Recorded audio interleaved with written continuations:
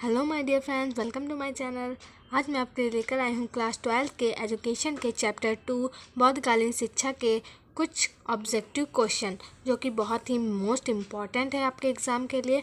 तो आप इन क्वेश्चंस को बहुत ही ध्यान से देखिएगा। तो चलिए स्टार्ट करते हैं। तो हमारा फर्स्ट क्वेश्चन है, भगवान बुद्ध का जन्म हुआ था। तो मतलब कि भगवान बुद्ध का जन्म कब हुआ था? तो इसके ऑप्शन है 463 BC, ऑप्शन बी है 563 BC, ऑप्शन सी है 463 AD, ऑप्शन डी है 563 AD। तो इसका आंसर हो जाएगा 563 BC। तो चलिए इसमें चलते हैं हमारे नेक्स्ट क्वेश्चन पे। हमारा नेक्स्ट क्वेश्चन है, बौद्ध काल में मुख्य शिक्षा संस्थाओं को कहा जाता था? कि जो बौद्ध काल है वहाँ पे जो मुख्य शिक्षा संस्थाएं होते थे उन्हें क्या कहा जाता था? तो तो इसका ऑप्शन है आश्रम, विहार, स्तूप, मठ। तो इसका आंसर हो जाएगा विहार। बौद्ध काल में जो प्रमुख शिक्षा संस्था होती थी उन्हें विहार कहा जाता था। तो हमारा नेक्स्ट क्वेश्चन है, तक्षशिला विश्वविद्यालय स्थित था बिहार में, मगध में, गुजरात में, पेशावर के निकट, वर्तमान पाकिस्तान में। तो इसका आंसर हो जाएगा पेशावर के निकट, वर्तमान पाकिस्तान में।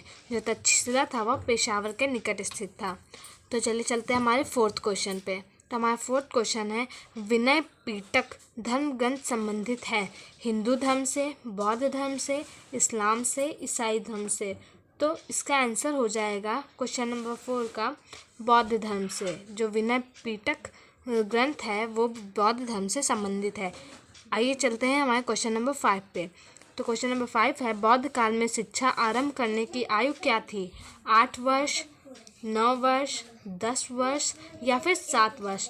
तो जो बौद्ध काल में थी वो शिक्षा प्रारंभ करने की आयु थी 8 वर्ष।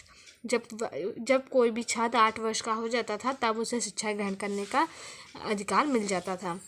तो आई होप आपको समझ में आ रहा होगा। तो चलिए चलते हैं हमारे नेक्स्ट क्वेश्चन पे।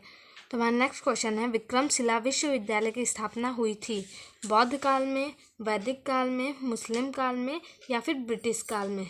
तो इसका आंसर हो जाएगा बौद्ध काल में। विक्रमशिला जो विश्वविद्यालय था उसकी स्थापना बौद्ध काल में हुई थी। तो चलिए चलते हैं हमारे आगे की क्वेश्चन। तो हमारा नेक्स्ट क्वेश्चन है, नालंदा विश्वविद्यालय वर्तमान समय में किस नगर के निकट स्थित था? तो पटना, रांची, आगरा या फिर कोलकाता? तो इसका आंसर हो जाएगा पटना। जो नालंदा विश्वविद्यालय है वो वर्तमान समय में पटना के निकट स्थित है।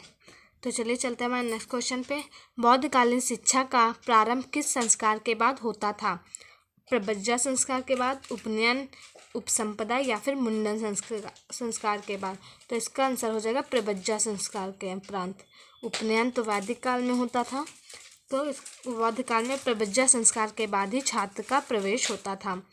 चलिए चलते हैं हमारे नेक्स्ट क्वेश्चन पे। तो हमारा अगला क्वेश्चन है, बौद्धिक काल शिक्षा में किस संस्कार के पश्चात बालक को श्रमण कहा जाता था? तो इसका आंसर भी हो जाएगा प्रब्रज्जा संस्कार, क्योंकि जब उसकी प्रब्रज्जा संस्कार के बाद उसकी एंट्री होती थी अंदर तभी से उसे श्रमण कहा जाने लगता था। तो आई होप आपको समझ में आ रहा होगा। तो चलिए चलते हैं हमारे नेक्स्ट क्वेश्चन पे। प्रब्रज्जा संस्कार का संबंध है, तो ये भी बहुत ईजी है, बौद्ध शिक्षा से, क्योंकि बौद्ध शिक्षा के अंतर्गत ही जब बालक की जो छात्र की जो अंदर प्रारंभ होती थी उसकी शिक्षा, तो प्रब्रज्जा संस्कार के बाद ही होती थी। तो चलिए चलते हैं हमारे नेक्स्ट क्वेश्चन पे। तो हमारा नेक्स्ट क्वेश्चन है, बौद्ध मठों एवं विहारों में शिक्षा का माध्यम कौन सी भाषा थी? संस्कृत, पाली, हिंदी या फिर मराठी? तो इसका आंसर हो जाएगा पाली।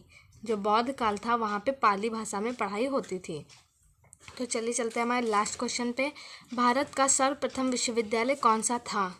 तक्षशिला, नालंदा, वल्लभी, विक्रमशिला? तो इसका आंसर हो जाएगा नालंदा। तो आई होप आपको ये क्वेश्चन समझ में आ गए होंगे। ये सभी क्वेश्चन बोर्ड एग्जाम के लिए बहुत ही इंपॉर्टेंट है, तो आप इन सभी क्वेश्चन को अच्छे तरीके से देखिए। Thank you.